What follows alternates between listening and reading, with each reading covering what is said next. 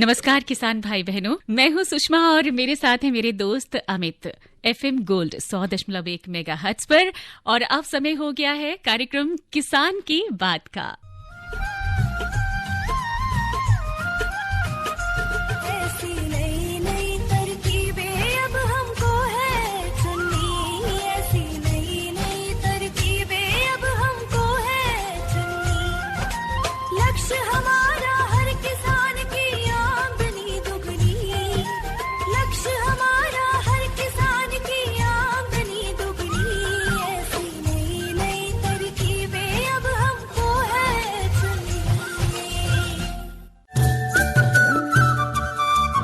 इस कार्यक्रम के प्रायोजक है कृषि एवं किसान कल्याण मंत्रालय, भारत सरकार।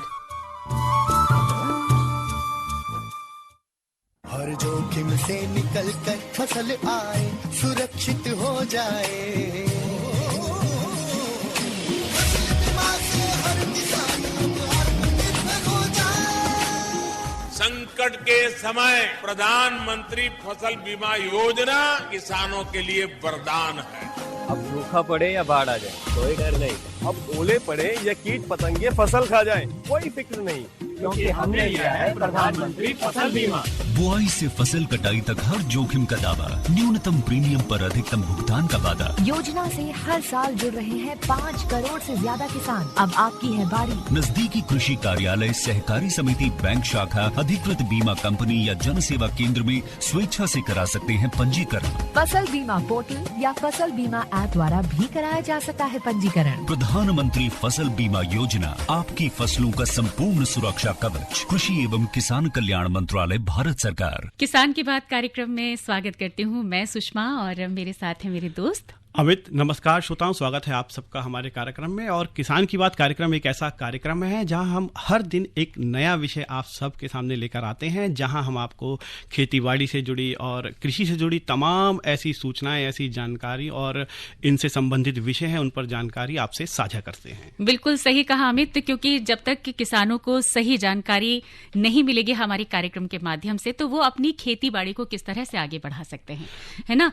खेती में उर्वरक जो होता है बहुत इंपॉर्टेंट होता है। बिल्कुल सही कहा आपने, क्योंकि हाल के समय में अगर देखा जाए तो रासायनिक उर्वरक है, उनका चलन काफी बढ़ चुका था, जो कि अगर देखा जाए तो फायदा तो करते हैं लेकिन उससे ज्यादा नुकसान भी करते हैं, क्योंकि उनका जो नुकसान है वो शरीर पर ज्यादा पड़ता है, क्योंकि जो भी उनसे बने हुए मतलब उपज फसल को जो भी उपभोग में करता है, जो भी खाता है, उसके शरीर पर भी वो रासायनिक तत्व जाते हैं। तो इसको देखते हुए जैविक उर्वरकों का जो चलन है वो काफी बढ़ा है। बिल्कुल आपने ठीक कहा कि प्राकृतिक जिसे कहते हैं कि वह जैविक उर्वरक वही होते हैं जो प्रकृति से हमें मिले, और इनका उपयोग हम विभिन्न फसलों में पूरी तरह से अगर करें तो फसल में एक नई गुणवत्ता वाली फसल होगी, और जब वो फसल हमारे घर तक पहुंचेगी तो जाहिर सी बात है कि हमारे शरीर पर उसका नुकसान बिल्कुल नहीं होगा। तो बहुत सारे हमारे ऐसे जैविक उर्वरक होते हैं जो हमारी फसल में पोषकता लेकर आते हैं, मिट्टी की जो गुणवत्ता होती है उसको बहुत ज्यादा आगे बढ़ाते हैं। बिल्कुल सही कहा आपने, क्योंकि मिट्टी की गुणवत्ता बनाए रखना बहुत जरूरी है, जो कि रासायनिक उर्वरकों से खराब होती जाती है, लेकिन जैविक उर्वरक उस मिट्टी के पोषण को बनाए रखते हैं, उसके पोषकता को बरकरार रखते हैं। बहुत सारे जैविक उर्वरक होते हैं, जैसे कि शैवाल है, नील हरित है, लेकिन इन सब विषयों पर विस्तार से जानकारी के लिए हमारे जो विशेषज्ञ हैं डॉक्टर संगीता पांडे, कृषि वैज्ञानिक हैं, और इनसे बातचीत कर रहे हैं रूप सिंह डागर जी। तो आइए सुनते हैं इनकी ये बातचीत। किसान बहनों भाइयों, जैविक उर्वरकों का बड़ा ही विशेष महत्व है और इनका आप समुचित उपयोग कर भी रहे हैं और अपनी पैदावार को बढ़ा रहे हैं। तो क्यों ना इसके बारे में हम आपको विस्तृत जानकारी दिलवा दें, और इसकी जानकारी देने के लिए हमारे बीच डॉक्टर संगीता पांडे हैं, जो कि कृषि वैज्ञानिक हैं। तो डॉक्टर संगीता पांडे, सबसे पहले तो हम देखिए जो जैविक उर्वरक जिनको बायो फर्टिलाइजर के नाम से जानते हैं, होते क्या हैं? तो मैं आपको बताना चाहूंगी कि जो बायो फर्टिलाइजर्स या जो जैविक खाद हैं वो एक तरह के विशिष्ट रूप के सूक्ष्म जीवाणु होते हैं, जिनका प्रयोग हम सीड में, सीडलिंग में या मिट्टी में करते हैं। और ये जीवाणु क्या करते हैं, ये मिट्टी में जो हमारे पोषक तत्व हैं उनकी उपलब्धता को, पौधों को बढ़ाते हैं। अब देखिए, आपने उपलब्धता बढ़ाने का जिक्र कर ही दिया है कि भाई ऐसा है कि हम इनको बीजों के साथ लगा देते हैं, कहीं मतलब जड़ों के साथ डाल देते हैं, तो ये मिट्टी से पोषक तत्वों को आसानी से पौधे को उपलब्ध करा देते हैं। फिर भी इनके प्रयोग को हम जो बढ़ावा दे रहे हैं, और भी तो कुछ फायदे होंगे इनके बहुत फायदे हैं। जैसे कि आपको पता ही होगा, हमारे किसानों भाइयों को पता ही होगा कि भाई जो रासायनिक खादों का जो हम उपयोग करते हैं, रासायनिक उर्वरकों का, उसके सारे जो एनवायरनमेंट में जो पोल्यूशन है उनकी वजह से बहुत ज़्यादा हो गई है। और जो हमारी मिट्टी, जो हमारी उपजाऊ मिट्टी है, एक बड़ा भाग उसका बंजर होता जा रहा है। सैलिनिटी जो की प्रॉब्लम, बहुत सारे ऐसे जो है प्रॉब्लम है हमारे मिट्टी में आ गई है। तो अब इसके लिए क्या है कि अब हम अगर जैव उर्वरकों का उपयोग करते हैं तो ये ना सिर्फ जो आपका कॉस्ट है, जो कृषि की लागत है, उसको कम करेगा, बल्कि जो मिट्टी में अत्यधिक रासायनिक उर्वरकों के उपयोग से जो प्रॉब्लम आ रही है उनको भी कम करेगा। मैं आपको ये भी बताना चाहूंगी कि जो हमारा एटमॉस्फेयर है, जो जिसमें नाइट्रोजन की जो प्रतिशत है वो 78%, 78% है। लेकिन क्या है, दुर्भाग्य की बात यह है कि वो पौधे उसको यूज नहीं कर सकते उस फॉर्म में। तो भगवान ने जो ये सूक्ष्म जीवाणु है उनको ये विशेषता दी है कि ये जो नाइट्रोजन है एटमॉस्फेयर में, उसको वो खुद में एब्जॉर्ब करके और वो पौधों को उपलब्ध करवाता है। तो ये जो एक नेचुरल प्रक्रिया है जो कि हमारे वातावरण में उपलब्ध है, तो हम इसको, ऐसा नहीं है कि हम जैविक उर्वरक जो है हम कुछ अलग तरह की चीज दे रहे हैं, ये ऑलरेडी हमारी प्रकृति में है। लेकिन इसका ये है कि अब इसका प्रयोग जो है हम अपने लैब में बना के, और अब हम चाहते हैं कि हमारे किसान भाई इसको प्रयोग करें। क्योंकि क्या हुआ है, ये जो माइक्रो ऑर्गेनिज्म, ये जो सूक्ष्म जीवाणु है, इनका नंबर बहुत कम हो गया है हमारी मिट्टी में। तो इससे जो प्रणाली चलती है न्यूट्रिएंट साइकिल की, वो जो है बिल्कुल खत्म हो गई है। तो डॉक्टर साहब, ऐसा है कि कई जो अभी आपने जिक्र किया कि जहरीली जमीन बन जाती है और उसमें क्षारीयपन आ जाता है, ये तो रासायनिक जो खाद हैं उनका हम इस्तेमाल करते हैं, परंतु जैसे हमने हरी खाद की है या गोबर की खाद हम इस्तेमाल करते हैं, साथ साथ अगर उसके साथ इन बायो फर्टिलाइजर्स का अगर हम इस्तेमाल कर लें तो काफी हद तक हम अपनी जमीन की वाटर कैपेसिटी को बढ़ा सकते हैं। जी जी जी, जो वाटर रिटेंशन कैपेसिटी है वो जो हम अपनी जमीन में बढ़ा सकते हैं। और आपको मैं बताना चाहूंगी कि जो आपने कहा कि जो ऑर्गेनिक कार्बन, जो आप जो कह रहे हो कि हरी खाद का उपयोग जो हम करते हैं, वो हमारे खेतों में क्या हुआ है, ऑर्गेनिक कार्बन बहुत कम हो गया है। तो अब ये है, जैसे आपने फसलों के अवशेष जो है या हरी खाद जो है अपने खेतों में डाल दिया, तो वो अगर माइक्रो ऑर्गेनिज्म, जो जीव, जो सूक्ष्म जीव हैं, अगर वो वहां नहीं होंगे तो उनका विघटन नहीं होगा। वो तो फिर आपकी जो है वो मिट्टी में वो ऐसे ही रहेंगे। और वो फिर जैसे अब हम क्या करते हैं, जैसे कि हम कंपोस्ट बना के, गोबर को सड़ा के या वर्मी कंपोस्टिंग करके उसको हम अपने खेतों में डालते हैं, तो उससे क्या है कि जो आपने हरी खाद या फसलों के अवशेष जो डाले हैं, उनमें जो न्यूट्रिएंट लॉक हो गया है, जो आपकी पोषक तत्व जो लॉक हैं, वो सूक्ष्म जीवाणु जो है उनको तोड़ के उन पोषक तत्वों को मिट्टी में रिलीज करता है, और फिर जो है वो पौधे जो हैं लेते हैं।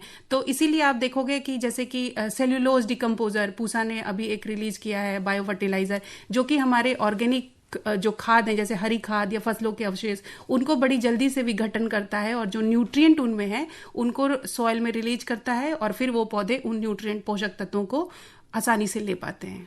तो डॉक्टर साहब, आपका कहने का तात्पर्य यह है कि बायो फर्टिलाइजर का अगर हम इस्तेमाल करते हैं तो वाटर होल्डिंग कैपेसिटी बढ़ जाएगी। जी हाँ, तो वाटर होल्डिंग कैपेसिटी बढ़ जाएगी, क्योंकि जो आपका ऑर्गेनिक कार्बन है और सॉइल का जो टेक्सचर है, जो स्ट्रक्चर है, वो काफ़ी हद तक जो है बेहतर हो जाता है। और वाटर जो आप सिंचाई करते हैं वो बहुत जल्दी आपको अपने खेतों में पानी डालने की ज़रूरत नहीं है, आप उसके अंतराल को बढ़ा सकते हैं इस बायो फर्टिलाइजर का यूज़ करके। और कई बार हमने देखा है कि कई जमीन ऐसी होती हैं कि जिनमें अगर एक बार पानी लगा दिया ना तो सूखने का नाम नहीं लेता, रंध्र नहीं होते उनमें, तो उनको सुधारने के लिए क्या आपका जो ये बायो फर्टिलाइजर है किस हद तक काम कर सकते? देखिए, उस केस में ऐसा है, जो क्ले सॉइल होते हैं, उसमें क्या है कि आप जब पानी डालोगे तो उसमें जो मिट्टी में छिद्र होते हैं वो बहुत छोटे छोटे होते हैं, तो क्या होता है, पानी उससे जल्दी पास नहीं होता, जिससे ये वाटर लॉगिंग की प्रॉब्लम होती है। तो इस केस में मैं कहूंगी कि सिर्फ बायो फर्टिलाइजर, जैसे आप राइजोबियम या फॉस्फेट सोल्युबलाइजर ये डालें तो ये बहुत ज्यादा मदद नहीं करेगा। लेकिन आपने जैसे कहा, इस तरह की मिट्टी में हम ऑर्गेनिक खाद, जैसे कि आपके कंपोस्ट डालें, और उसमें कंपोस्ट उसमें हम अपना बायो फर्टिलाइजर मिला के डालें या फिर हम हरी खाद डालें, क्योंकि ये क्या है, जो हरी खाद या फसलों के अवशेष या और भी जो आपके वेस्ट मटेरियल है जो आप अपने खेतों में डालोगे, तो वो क्या करेंगे, ऑर्गेनिक कार्बन को बढ़ाएंगे और उसका स्ट्रक्चर ठीक करेंगे। जैसे जो सिर्फ क्ले है, तो सिर्फ क्ले तो मिट्टी में होना नहीं चाहिए, उसके अलावा और भी चीजें हैं, जैसे ह्यूमस की मात्रा आपकी मिट्टी में अगर ज्यादा होगी तो ऐसे खेतों को ज्यादा उपजाऊ समझा जाता है। तो इसमें आप क्या करेंगे, ऑर्गेनिक मैटर डाल के, जैसे कि आपने हरी खाद डाला या फसलों के अवशेष डाला, और उसके साथ जो है आप बायो फर्टिलाइजर डालेंगे। भाई ये नहीं है कि सिर्फ आप उसमें बायो फर्टिलाइजर डालोगे। तो इस तरह से जमीन का सुधार भी हम कर सकते हैं और बायो फर्टिलाइजर अच्छे कदम हमारे किसानों के लिए बढ़ा रहा है। तो क्यों ना हम इसकी विधि को जान लें, भाई किस तरह से इसका प्रयोग कर लें। इसकी उपयोग करने की जो विधि है वो किसानों को जानना बहुत जरूरी है। और बेसिकली इनके 3 तरीके हैं। पहले तो क्या है कि हम बीजों का उपचार करते हैं, दूसरा क्या है, सीडलिंग जो पौध होते हैं उनका उपचार करते हैं, और तीसरा तरीका है कि हम मिट्टी में या कंपोस्ट में बायो फर्टिलाइजर को मिला के पौधों के आसपास डाल देते हैं। तो जो पहला तरीका है जिसमें हम सीड का उपचार करते हैं, तो उसमें आपको क्या करना है, 1 लीटर पानी में 100 ग्राम गुड़ डाल के उसको अच्छे से उबाल लीजिए। उसके बाद उसको ठंडा कर लीजिए। आपको ध्यान रखना है कि टेम्परेचर बिल्कुल नॉर्मल हो जाए, ठंडा हो जाए, तापमान इसका ज्यादा नहीं होना चाहिए, क्योंकि जो बायो फर्टिलाइजर है, किसान भाइयों आपको इस बात को ध्यान में रखिए कि वो जीवित ऑर्गेनिज्म है। तो उनको ऐसे नहीं कि आप उबाल दोगे तो फिर वो मर ही जाएंगे, है ना। तो उसको जब वो ठंडा हो जाए तो फिर इन बायो फर्टिलाइजर्स को उसमें मिलाइए। फिर इसमें आप अपने सीड को डालिए, जो भी आप बुआई करना चाहते हैं उसको थोड़ी देर तक रहने दीजिए। जब एक अच्छी सी एक परत बन जाए फिर आप उसको थोड़ी देर छाया में सुखा दीजिए और फिर उसको आप अपने उस पे लगा दीजिए खेत में। ये पहला तरीका है। दूसरा तरीका क्या है, जो कि हम धान में और सब्जियों के पौधों में करते हैं। तो हमने क्या किया कि भाई पानी में हमने अपने बायो फर्टिलाइजर को घोल लिया। उसके बाद जो पौध है जो आप ट्रांसप्लांट करते हो, जैसे मिर्ची के, टमाटर के, धान के, उसको जो है आप बंडल बना के थोड़ी देर इस घोल में रखें 10 मिनट तक, और उसके बाद फिर आप उसकी ट्रांसप्लांटिंग कर दें। अब तीसरा तरीका है, तो मैं बताना चाहूंगी जो सॉइल एप्लीकेशन का है, जो मिट्टी में हम प्रयोग करते हैं, उसमें आप कंपोस्ट लीजिए और फिर आप उसमें अपने बायो फर्टिलाइजर को मिला दीजिए और इस कंपोस्ट को आप अपने खेतों में छिड़क दीजिए। तो इससे ना आपके ऑर्गेनिक मैटर बढ़ेगी, बल्कि साथ साथ जो है जैसे आपके नाइट्रोजन को बढ़ाने वाले बायो फर्टिलाइजर हुए, फॉस्फेट की मात्रा को बढ़ाने वाले बायो फर्टिलाइजर हुए, तो इनका नंबर बढ़ जाएगा। तो डॉक्टर साहब, क्या इसका तरीका उसी वर्मी कंपोस्ट की तरह ही है, जिस तरह से हम वर्मी कंपोस्ट तैयार करते हैं और उसको अलग करके और सुखा करके और उसको जैसे छिड़क देते हैं खेत में? जो तीसरा मैंने तरीका बताया जो सॉइल एप्लीकेशन का है, ये आप वर्मी कंपोस्ट में भी डाल सकते हैं। और बहुत सारे वर्मी कंपोस्ट जिसको फोर्टिफाइड वर्मी कंपोस्ट कहते हैं, जिसमें क्या है कि हम बायो फर्टिलाइजर्स हैं, जैसे राइजोबियम मिला दिया, कुछ पीएसबी फॉस्फेट सोल्युबलाइजर मिला दिया, और फिर इस वर्मी कंपोस्ट को आप अपने खेतों में छिड़क सकते हैं। दोगुना फायदा उठाते हैं कि भाई जीवाणु से भी करा लिया और साथ में वर्मी कंपोस्ट भी डाल दिया।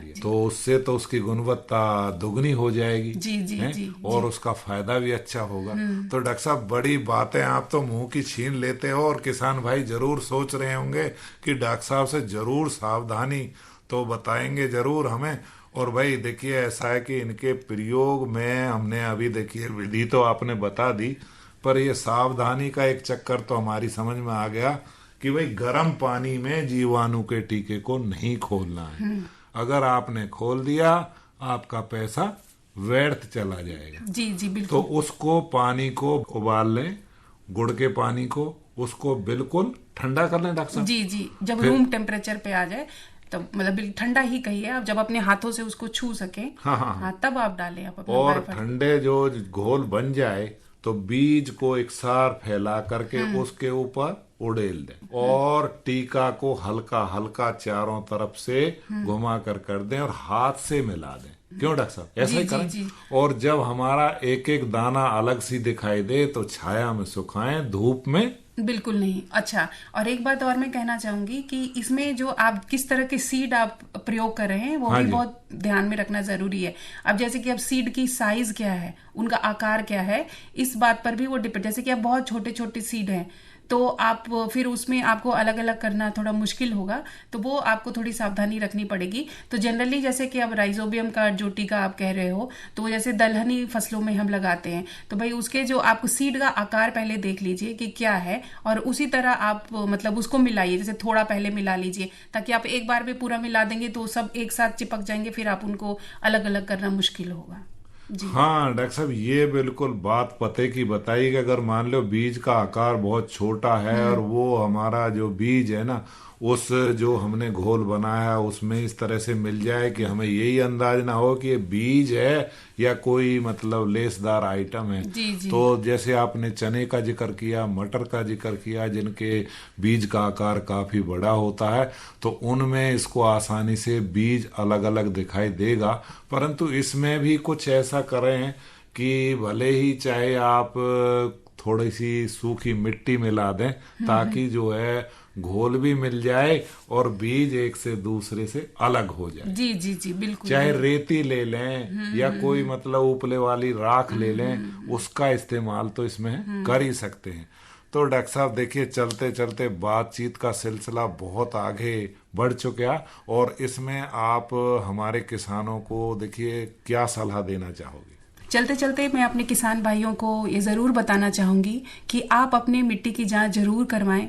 जैसे कि फिर सॉइल हेल्थ कार्ड बनवाएं अपने मिट्टी का, ताकि उससे आपको पता चले कि किन पोषक तत्वों की कमी है आपकी मिट्टी में, और उसके अकॉर्डिंग ही उसके आप हेल्थ कार्ड को देख के आपको पता चल जाएगा कि कौन से पोषक तत्व कम है। फिर आप उस तरह के बायो फर्टिलाइज़र या केमिकल फर्टिलाइज़र, तो मैं कहूँगी कि भाई जब ज़रूरत हो तभी आप यूज़ करें, लेकिन आप बायो फर्टिलाइज़र जैसे दलहनी फसलें यूज कर बोना चाहते हैं तो आप राइजोबियम यूज कर सकते हैं। उसके साथ साथ आप ये भी देखें कि आपके सॉइल की पीएच क्या है, क्योंकि कई बार क्या होता है जो आप रासायनिक उर्वरक भी उपयोग करते हो, जैसे सिंगल सुपर फॉस्फेट आपने प्रयोग किया और आपके सॉइल की पीएच सही नहीं है, तो वो क्या होगा, फॉस्फोरस आपके पौधों को उपलब्ध नहीं होगा, वो सॉइल में फिक्स हो जाता है। तो आप चाहे बोरियों की बोरियों आप रासायनिक उर्वरकों का प्रयोग करें, लेकिन उससे कोई आपको फायदा नहीं होगा। इसीलिए सॉइल हेल्थ कार्ड बनवाना बहुत जरूरी है। उससे आपके पता चलेगा कि आपको क्या उपचार आपको अपने खेतों में करना है, जिससे कि आप अपनी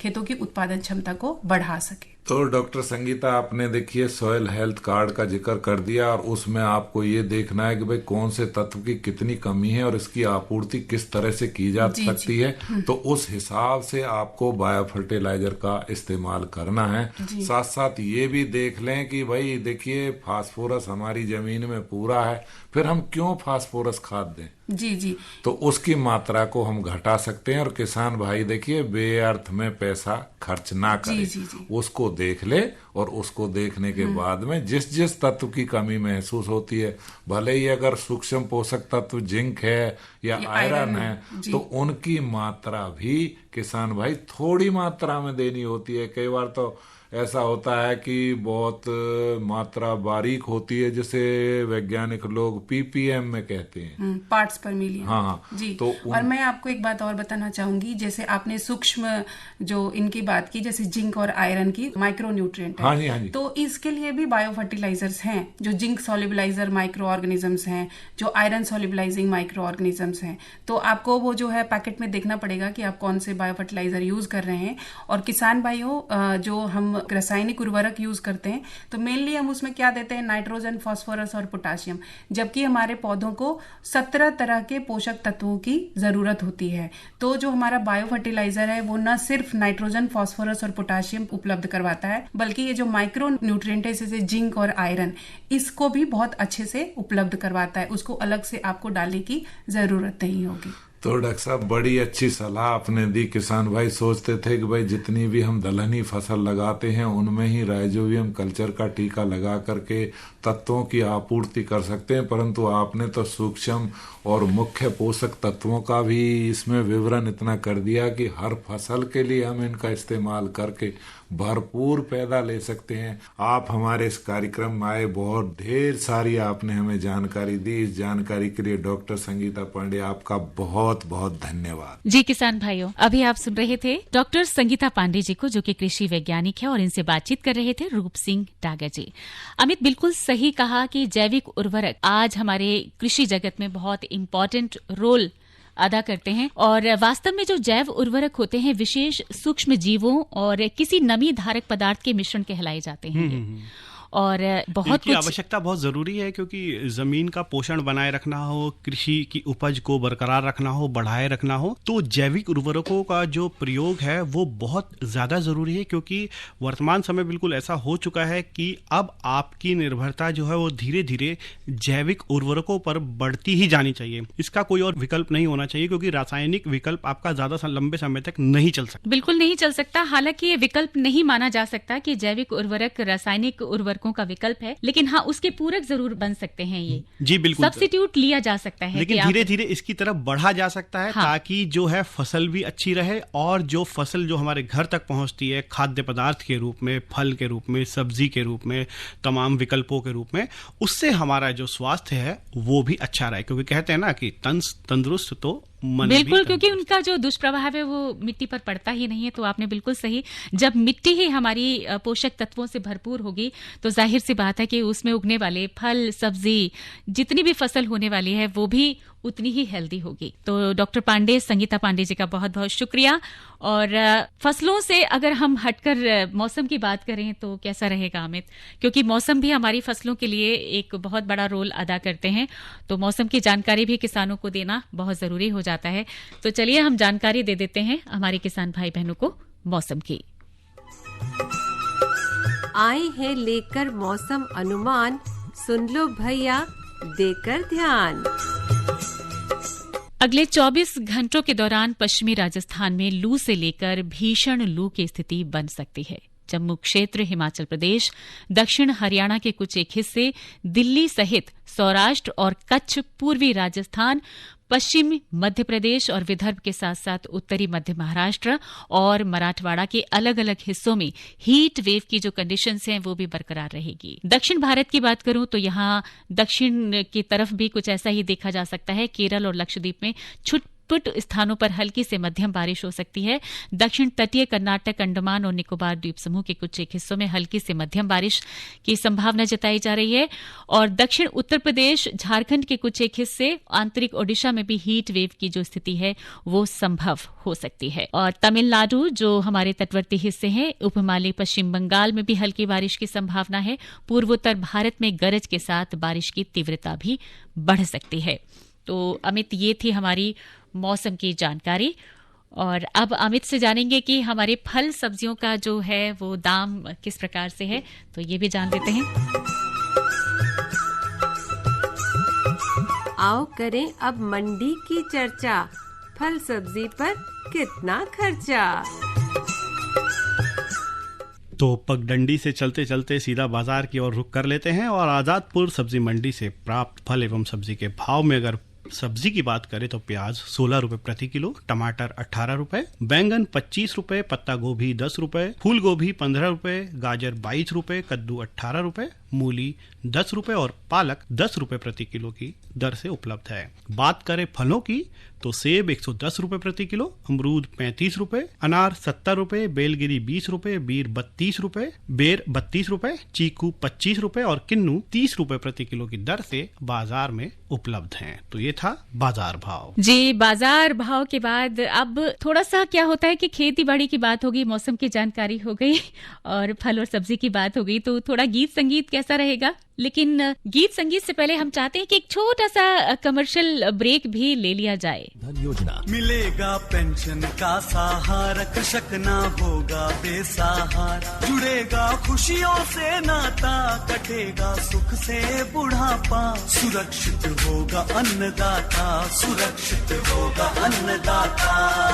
प्रधानमंत्री किसान मान धन योजना से लघु सीमांत किसानों का भविष्य होगा सुरक्षित और 60 वर्ष की आयु से 3000 रुपए मासिक पेंशन होगी सुनिश्चित। 55 रुपए से 200 रुपए की मासिक किश्त देकर प्रवेश कर सकते हैं। 18 से 40 वर्ष तक के किसान इस अंशदायक योजना में सरकार देगी बराबर का योगदान। सभी किसान भाई बहन इस योजना के लाभ के लिए जन सेवा केंद्र में जाएं और अपना निःशुल्क नामांकन कराएं। प्रधानमंत्री किसान मान धन योजना, अन्नदाता के परिश्रम को संबल, पेंशन से सुरक्षित उनका कर। कृषि एवं किसान कल्याण मंत्रालय, भारत सरकार द्वारा जनहित में जारी।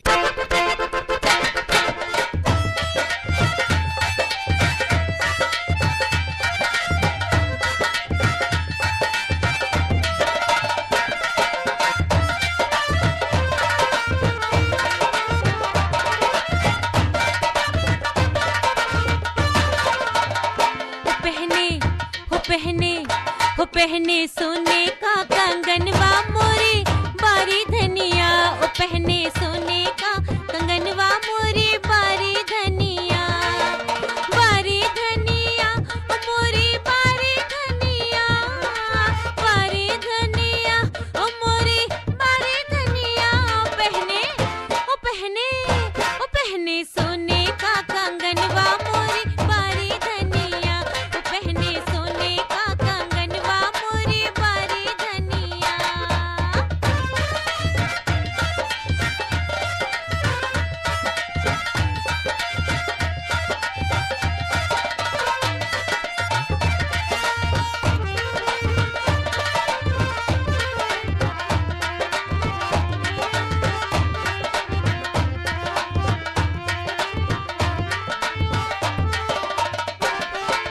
कर्ज लेके सरकार से दो बैला ले बे,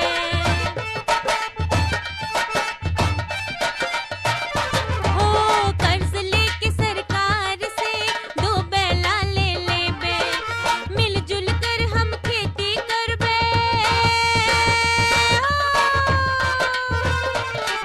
अरे मिलजुल कर हम खेती कर बे, अन्न से भरे भंडार,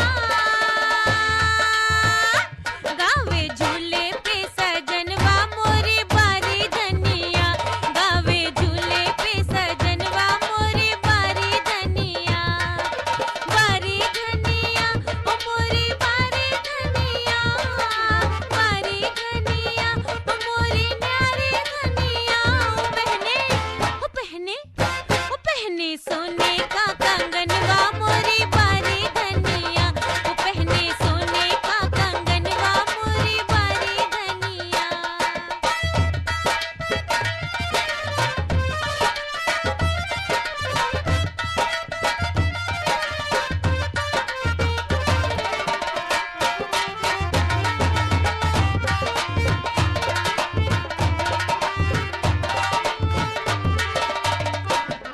अरे गाँव गाँव में बिजली लग गई, ओ सुनो भैया, गाँव गाँव में बिजली लग गई, चम चम चम के रतियाँ,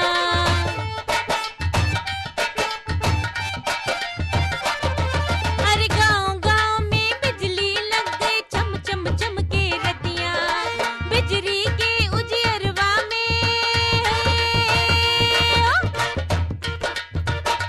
हो बिजली के उजियरिया में है बैठी मोरे संवरवा, तिरछी भाई रे, तिरछी भाई मोहे नजरिया मोरी बारी धनिया, ओ तिरछी भाई मोहे नजरिया तेरी बारी धनिया, बारी धनिया, ओ मोरी न्यारी धनिया, बारी धनिया, ओ मोरी बारी धनिया। गीत संगीत से अवगत कराते हुए कल के विषय की भी जानकारी दे दें अमित। जी, कल का विषय है तकनीकी विधियों द्वारा पानी की बचत पर डॉक्टर अवनी कुमार से शिवनंदन लाल की बातचीत आप सुन सकते हैं। सुनना जी। ना भूलिएगा 3:10 पर। तो आज के लिए बस इतना ही, कल फिर मुलाकात होगी एक नए सब्जेक्ट के साथ। तब तक के लिए मैं सुषमा और मैं अमित, हम दोनों को दीजिए इजाजत। नमस्कार। इस कार्यक्रम के प्रायोजक थे कृषि एवं किसान कल्याण मंत्रालय, भारत सरकार।